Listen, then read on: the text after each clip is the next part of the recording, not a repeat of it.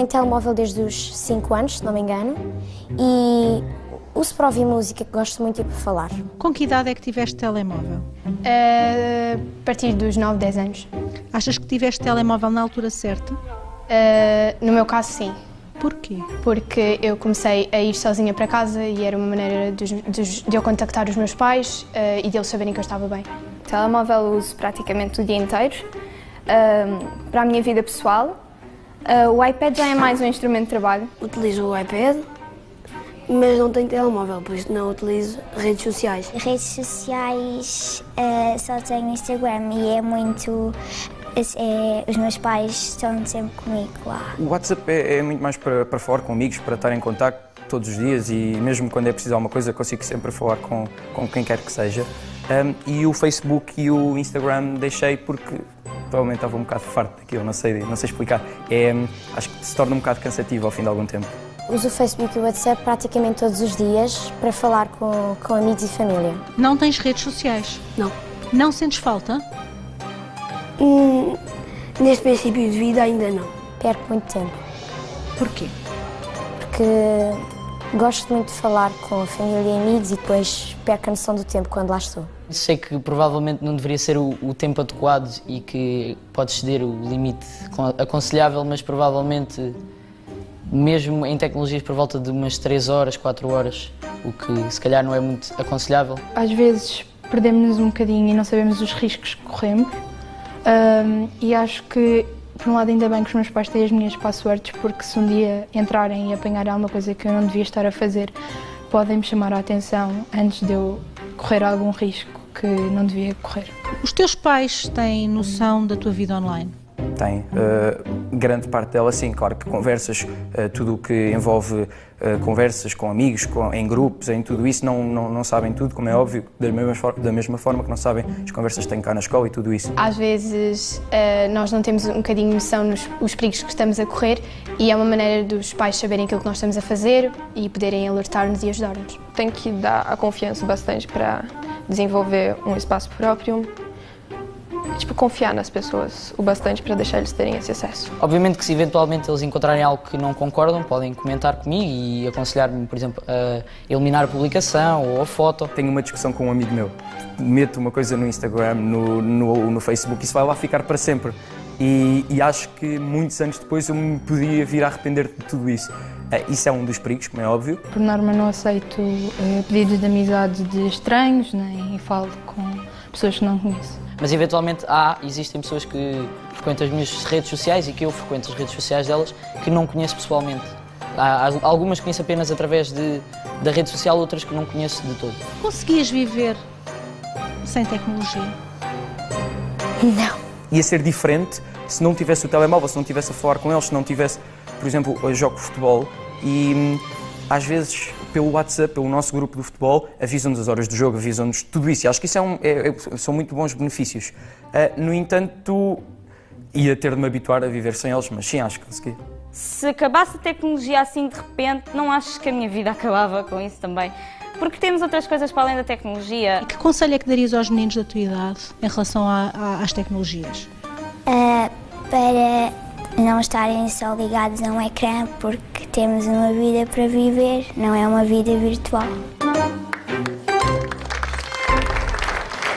Bem, os nossos protagonistas, deixem-me dizer-vos que são muito maduros e muito crescidinhos para as idades que têm. Bem, ouvidos então que estão os protagonistas, vamos ouvir a opinião da nossa psicóloga, a doutora Teresa Paula Marques. Um aplauso para ela, que já aqui está. Mas também temos uma mãe. Hoje temos a mãe do Diogo que estava ali na gravação. É a Marta Centeno, ela é mãe do Diogo, como eu já disse, um dos meninos que acabámos de ouvir, que me pareceu, aliás, como diz o Jota, muito consciente do que são estas coisas das tecnologias. Ele foi sempre assim, Marta? Foi sempre Desde assim. que há este contacto...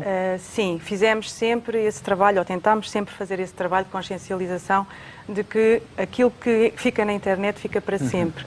Até hoje é a indicação que temos. No futuro não sabemos. E foi sendo uma coisa forçada ou uma coisa natural? Foi do género, não faças, não ou foi natural? Tentámos sempre que fosse natural. Pois. Obviamente que houve alturas, como todas as crianças, em que teve que levar apertões, em que houve regras que teve que seguir, em que houve uma série de coisas que ele teve que cumprir, digamos assim. Bem, eu acho que é a nossa obrigação enquanto pais, orientarmos os nossos filhos e dando aqui uns pequenos toques aqui e lá que vai e não vás.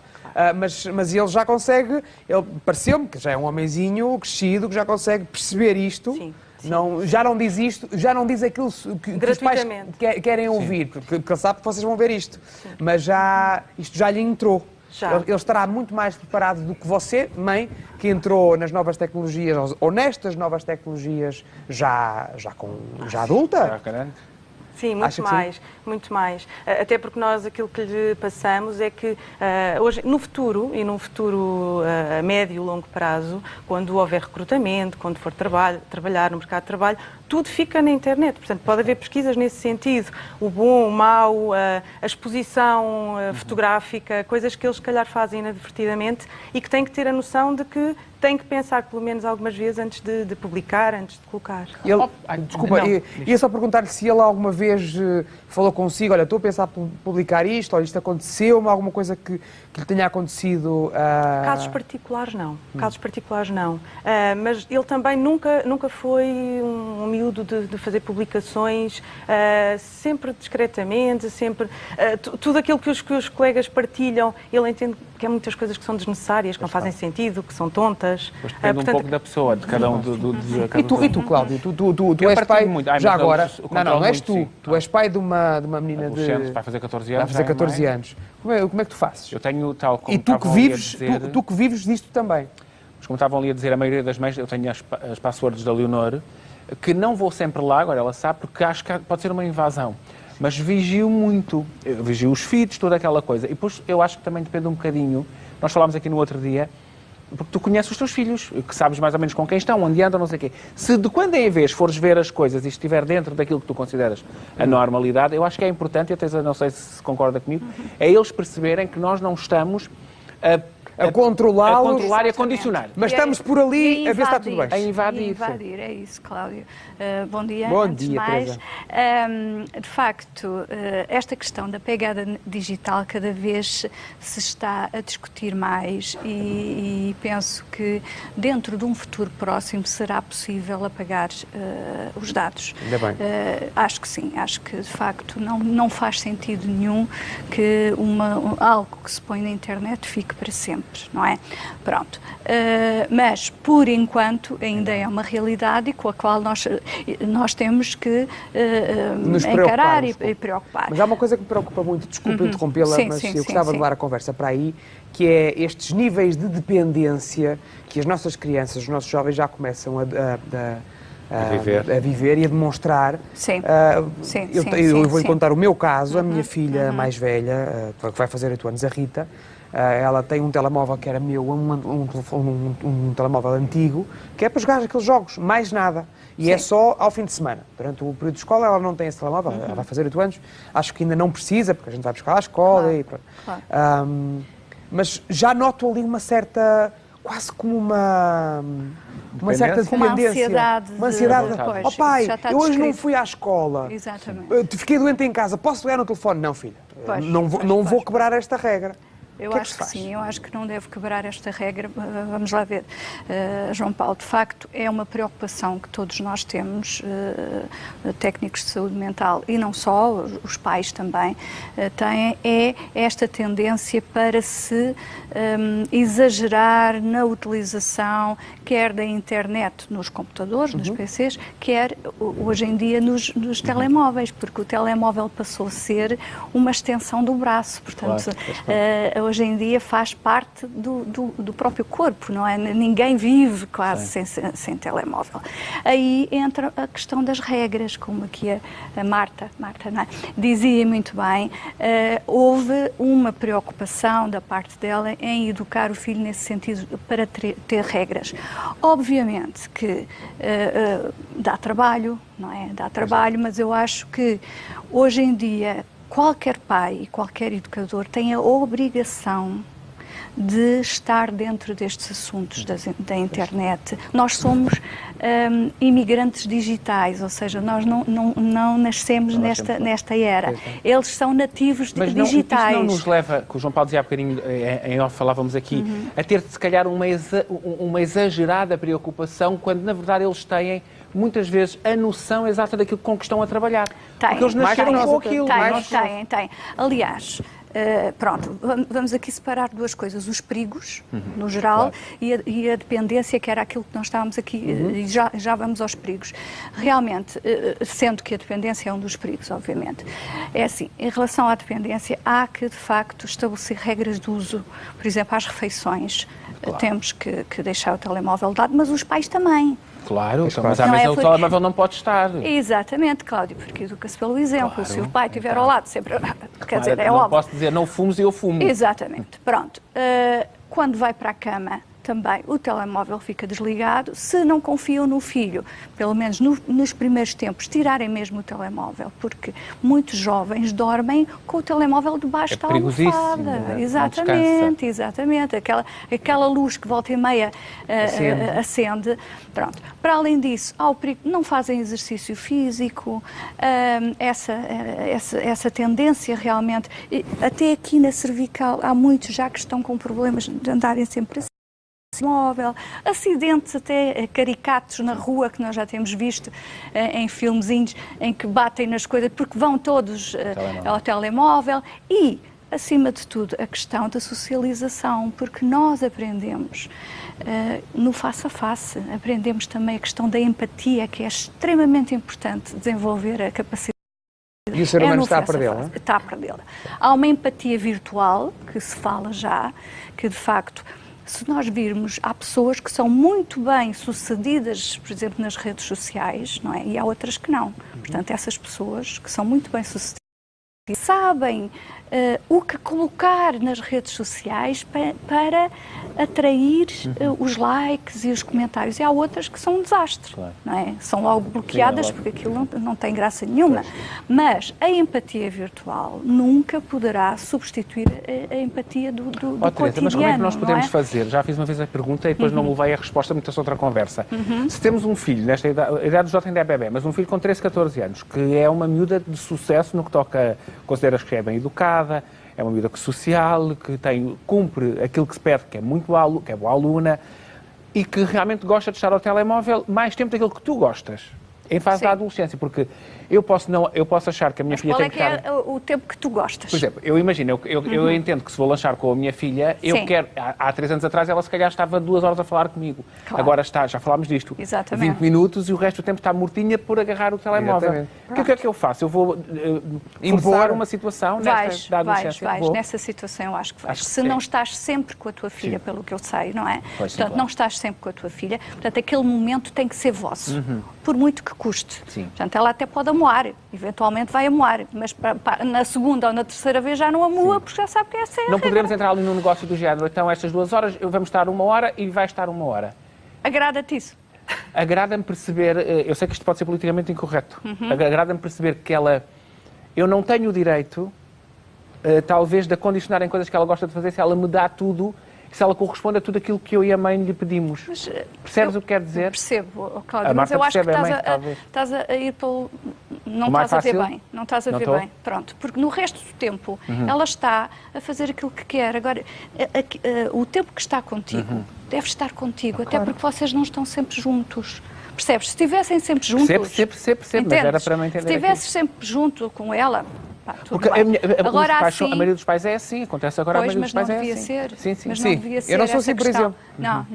Eu numa situação destas, eu disse à Rita, desculpa, Rita, estás comigo agora, estás a jantar comigo, vais passar o telefone. Oh pai, mas eu só quero ver aqui uma coisa, estou só a sacar. E depois é aqueles termos, os tais I-generation, que eu fico a olhar para ela. Eu também não percebo nada. Oh pai, estou só... Não, então olha, sacas depois. Agora vais sacar a companhia com o teu pai. Pousas isso aqui, se não tiro-te, escolhes. Ou pegas o telefone, pousas e curtes o teu pai, ou então eu tiro-te ao telefone e fica aqui comigo e confisco-te.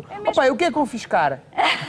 Não, tal e qual. E expliquei-lhe o que era o conceito de confiscar, Marta. Eu acho que é mesmo isso, sem receios nenhuns. Ela amou à primeira vez, à segunda já sabe que a regra é assim. Pronto, acabou. E desde que Pois, às vezes é mais da nossa cabeça. Exatamente, às vezes é mais receios teus.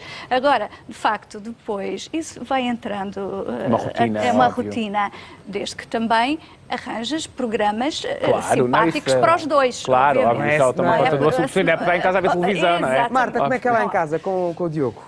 Já uma vez teve que dizer, não, agora eu vou-te confiscar o telefone. O telefone já dormiu umas noites fora do quarto, já no início. Foi um trabalho progressivo. Ele teve o telefone tarde, ele só teve o telefone no 6º ano, portanto 11, quase 12 anos. Porque entendemos que não havia necessidade de ter antes, já a maior parte dos colegas já tinham, se não todos. Ele também nunca fez grande pressão para o ter. E depois, a partir daí, foi um processo. O início é novidade, querem muito. Depois, tal história, tivemos sempre o apoio a nível da escola, porque no nosso caso é o filho mais velho, portanto era a primeira vez que estávamos a passar por esta situação, e os professores eram os primeiros a dizer atenção, porque nesta época eles gostam muito de levar para a cama e dormir com o telefone debaixo da almofada, ou gostam muito de fazer isto ou aquilo. Pronto, e a partir daí temos essas dicas para poder agir em conformidade. E o Diogo agora vai começar a ter namorada. Mas aí é uma coisa, também é outra coisa, é que uma coisa é termos um bebé de 8 anos, outra coisa é termos um adolescente em casa. Pois. E aí temos que também saber contornar um pouquinho para não entrar em atrito. Também regras. Regras, mas a partir do... Paula, as regras são diferentes. Paula, eu não gosto nada de discutir, mas a partir do momento em que os filhos correspondem, se o Diogo corresponde àquilo que se pede, eu acho que os pais também, também se calhar... Não é esticar tanto, é amolecer um bocadinho a corda, não é? Faz parte do diálogo. É óbvio que sim, e adaptar à própria criança. Adaptar à própria criança. Há crianças que até automaticamente elas próprias se autorregulam. Aliás, eu vi isso no filho aqui da Marta, achei engraçadíssimo. Ele dizer, eu já não estou nem nesta rede social, nem nada, que já não me faz sentido. Diga, Marta. Autorregulou-se. Não, interrompe. Houve uma fase em que ele estava um bocadinho preso às redes sociais. E depois eu disse, não, se não consegues desprender-te, não é? Porque no fundo eu acho que depois há ali uma prisão, uma dependência. Sim, exatamente. Pronto. Que depois parece que ficam aliados do mundo se não responderem, se não fizerem. Pronto. Se não consegues, pronto, arranja os mecanismos que te interessarem para te defenderes, para te libertares. Exatamente. E ele depois achou que não tinha interesse e retirou as aplicações, tem as páginas, mas retirou as aplicações. Mas no nosso caso é muito a liberdade com responsabilidade. Sim, portanto, é muito o nosso lema. E depois vai-se dando corda em função... Depois vai-se dando corda. Sim, estamos de acordo. Os pais dos adolescentes estão em acordo. Exatamente. Agora, é preciso realmente que os pais de hoje em dia e mesmo os professores nas escolas ensinem a utilizar o telemóvel, porque um telemóvel mal utilizado é uma arma na mão de uma pessoa. É preciso ver-se que muitos jovens hoje em dia, muitos é um exagero, mas há alguns jovens, e nós já temos visto isso até na imprensa, que agridem outros e filmam e põem o tal cyberbullying. Exatamente, exatamente. Este tipo de cyberbullying chama-se happy slapping, ou seja, bater na pessoa e colocar de propósito para a humilhar. Isso é uma má utilização de um telemóvel, não é? É uma má utilização estar a gravar coisas íntimas, como eu já tenho visto, por exemplo, nos balneários, a ver meninas e meninos que estão a gravar a outra menina a vestir-se sem ela. Pronto, é preciso alertar para estas coisas, como é preciso alertar para outras da educação, do dia-a-dia, do respeito pelo outro. Já vamos falar dos perigos que o João Paulo estava a falar há bocadinho, mas eu tenho que dizer lá para casa, temos de dizer que temos dinheiro para dar. A conversa é interessante, mas há dinheiro para dar. E tenho que dizer isto, vamos dar-lhe 500 euros daqui a bocadinho, já no fim desta conversa, e vamos dar-lhe 1000 euros à 1 da tarde. Este é o João Paulo, que saca do bolso dele e ganha. E joga, pode ganhar ainda mais 250, mais 500 ou mais 750 euros, porque no jogo tudo pode acontecer. 760, 300, 600, investe 74 cêntimos e tem a forte possibilidade de mudar o seu fim de semana. A mim parece-me uma belíssima alternativa. 760, 300, 600. 500 euros agora, 1000 euros daqui a 1 hora. No seu lugar já tinha ligado. Sim, ligo. 760, 300, 600. No mínimo, então, são os 1000 euros. Raramente damos estes 1000 euros. O normal é juntarmos sempre um daqueles três valores, os 250, os 500 ou os 750.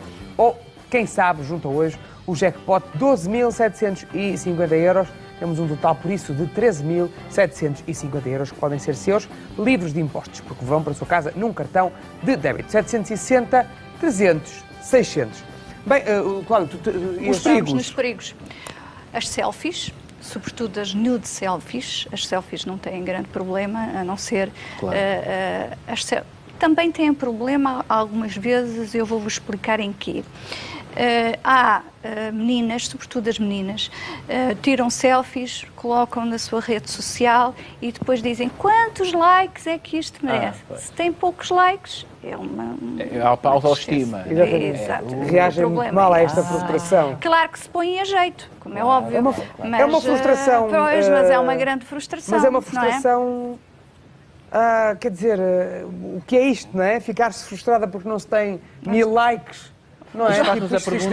João Paulo é típico. Isto aqui não está a render. Então o que é que eu faço? Vou subir mais um degrau. Vou baixar um pouco mais a camisola, puxar um pouco mais... E depois temos as nude selfies, que é o extremo, não é? Pois, claro. Que é consiste em enviar muitas vezes via telemóvel para o namoradinho. Namoradinha. É? E depois o namoradinho zanga-se um dia. Que são habitualmente dias depois, não é? Portanto, claro, nós sabemos que nesta fase as coisas estão mesmo assim, e depois divulga pela escola toda. E isto sim tem um impacto muito grande. Nós aqui falamos quase exclusivamente das redes sociais, mas há outras coisas que me preocupam também, isto agora para terminar a conversa, temos 2 minutos, que é eles estarem à solta na internet, irem ver aqueles youtubers que às vezes põem coisas que são perigosas, que fazem experiências perigosas. Agora a moda é uma coisa que eu não consigo perceber, que é engolir um preservativo e ele sair pelo nariz, ou ao contrário, assim uma coisa... Mas há imensas. Que é isto? Que modinhas são estas? Modinhas que vão mudando, não é? Periodicamente. Eu falo inclusivamente isso no meu livro, agora passando a publicidade.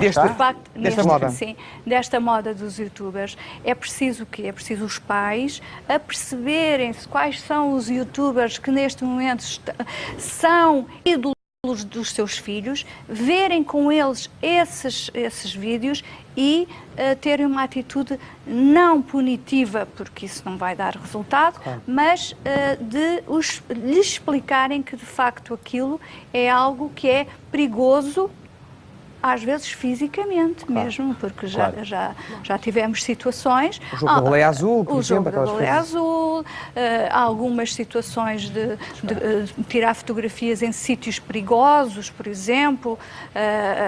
Sim. Pronto, em que cai... Um youtuber que morreu há pouco tempo. Exatamente. Tirando aquelas coisas parvas, pronto, as coisas parvas fazem parte, enfim... Não me parece... Exatamente, mas as coisas parvas e perigosas é que é preciso realmente estarem muito atentas, mas isso é o que eu, para terminar a conversa, basicamente como quase comecei, faz parte das obrigações dos pais deste século estarem a par destas questões. Eu adoro este tema, podemos voltar a ele. Obrigado, Teresa. É o tema do meu doutoramento. Eu adoro este tema, podemos voltar a ele sempre quando eu cá estiver, eu adoro falar sobre isto. Parece muito bem. Teresa, muito obrigado. Marta, muito obrigado também. Um grande abraço ao Diogo. Chegamos ao fim deste consultório parental e agora vais lançar, se faz favor... Mas eu vou andar comigo. Não, mas era dizer às pessoas que podem ver isto mais tarde. Então não podem, não só podem como devem. Podem, porque está no site da SIC. Vamos pôr a pé. Anda, meu querido, anda. Um aplauso para os nossos convidados. Obrigado.